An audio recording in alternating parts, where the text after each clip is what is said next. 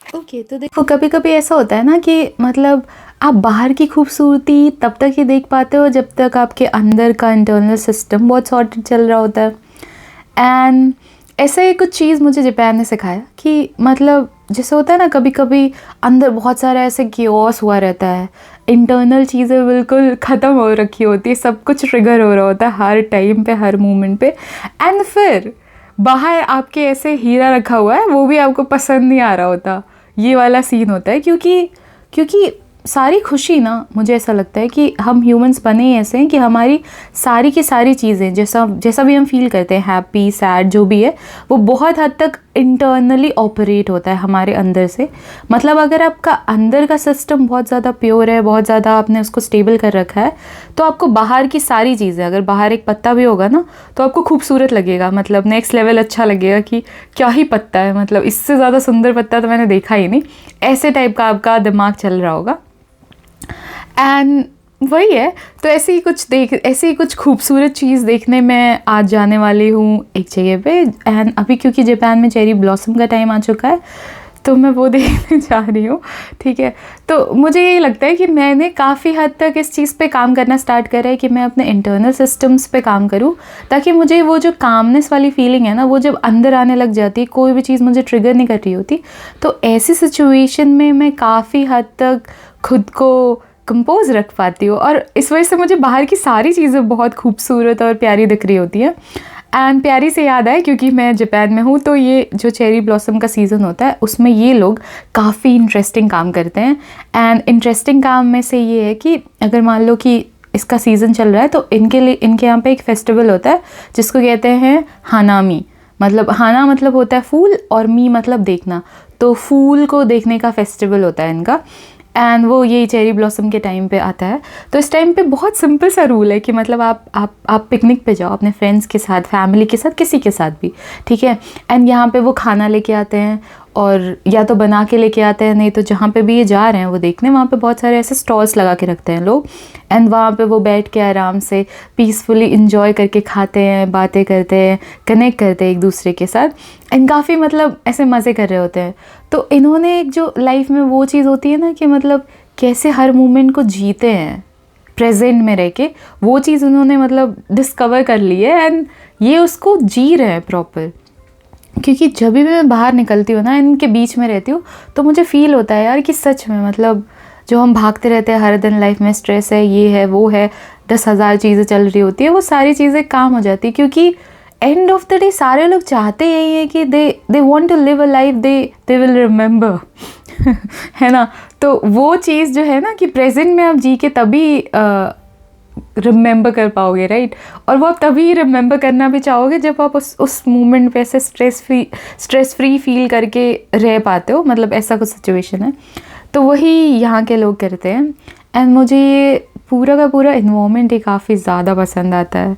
And उस पर इतने प्यारे सुंदर फूल, ठीक है, ये सच में बहुत प्यारे होते हैं, और ये काफ़ी सॉफ्ट होते हैं, तो इनको छूना मना होता है, ठीक है। एंड इन्होंने इसको प्रिजर्व करने के लिए काफ़ी कुछ कर रखा है। जब मैं पहली बार जापान में आई थी तो मुझे लगता था कि तोड़ सकते हैं ये वो, बट ऐसा कुछ नहीं है, इनको बिल्कुल नहीं तोड़ सकते। इनको टच भी, मतलब टच कर लो, ऐसे इतना नहीं है, बट ना करो तो बेटर है, क्योंकि ये बहुत सॉफ्ट होते हैं। तो थोड़ा इनको केयर के साथ ट्रीट करना चाहिए। तो और यहाँ के सारे लोग वैसे ही बिहेव करते हैं इनके साथ, मतलब होता है ना कि सॉफ्टनेस को सॉफ्टनेस से ही ट्रीट करो, ऐसे हार्ड मत बनो उसके साथ। तो वो वाला सिचुएशन थोड़ा चल रहा होता है। एंड अगर तुम देखो ध्यान से, तो यहाँ पे बहुत सारे लोग हैं जो आए हुए हैं इस पर्टिकुलर सिचुएशन में ये मोमेंट एंजॉय करने। एंड मैं भी उस दिन इस चीज़ का पार्ट बन गई थी। तो यही था कुछ ओवरऑल व्यू ठीक है। यही है यार, जापान एक्चुअली में बहुत ज़्यादा खूबसूरत है। एंड खूबसूरती के साथ साथ ये बहुत ज़्यादा पीसफुल है। मतलब यहाँ के लोग, environment, nature, her cheese on the point है। अगर कोई आइडियल सोसाइटी होगी ना जहाँ पे एक इंसान रहे, तो मुझे मतलब मेरे हिसाब से ऐसा लगता है कि Japan one of the place हो सकता है। क्योंकि हमें चाहिए क्या लाइफ में। अगर मान लो तुम काम कर रहे हो, तुम्हारे पास पैसे हैं, चीज़ें हैं, यू वांट अ लाइफ जहाँ पे तुम पीसफुल फील कर सको। अगर संडे इवनिंग तुम्हें ये चीज़ करनी है तो तुम ये चीज़ आराम से कर पा रहे हो, राइट। तो वैसा कुछ सिचुएशन है यहाँ पे। मतलब कभी कभी होता है कि जब मैं ऐसे काम कर रही होती हूँ तो मैं सोच रही होती यार क्यों करना है, मैं अटक रही हूँ मान लो उसमें, या फिर मेरा बिल्कुल मन नहीं है वो काम करने का, बट फिर भी मैं वो काम कर रही हूँ। तो उस टाइम पे जब मैं इन मोमेंट्स के बारे में सोचती हूँ ना, तो मुझे रियलाइज़ होता है कि यार पैसा ऐसा है कि नेसेसिटी बन चुकी है अभी। तुम इससे बहुत सारी चीज़ें कर सकते हो लाइफ में।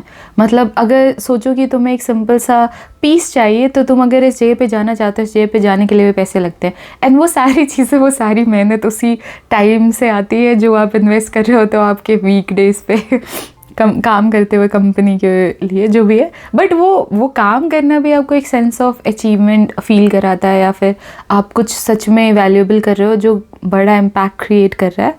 तो वो सही भी है, बट होता है ना कभी कभी बहुत दिमाग फट रहा होता है कि क्यों करना है, या फिर नहीं करने का मन है बट फिर भी करना पड़ता है।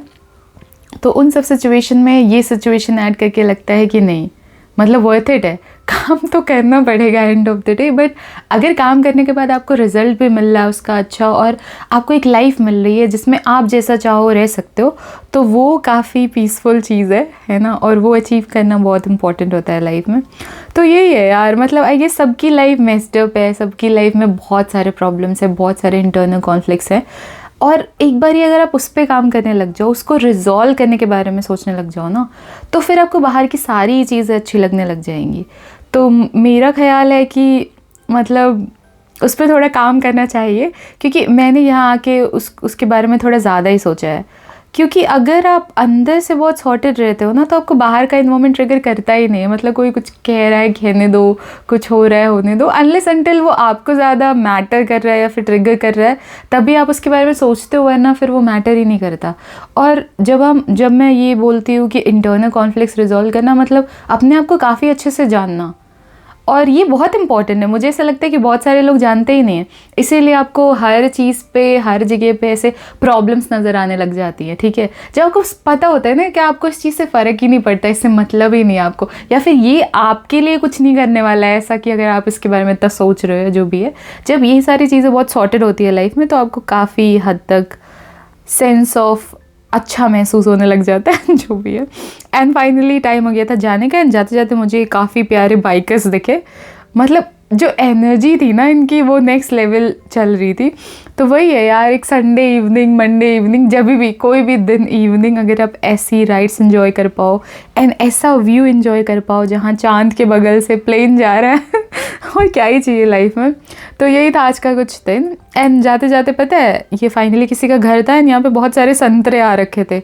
एक तो पहले मुझे ये कलर बहुत पसंद है, एंड ऊपर से ये इतना ज़्यादा प्यारा लग रहा था, ठीक है, और इतने ज़्यादा है ये, मतलब इनको तोड़ के खाने में बहुत मज़ा आएगा। बट हमने कुछ नहीं किया था, हमने तोड़ा नहीं था। एंड ये दूसरा वैरायटी था जो बहुत छोटे छोटे ऑरेंजेस काइंड ऑफ थिंग था।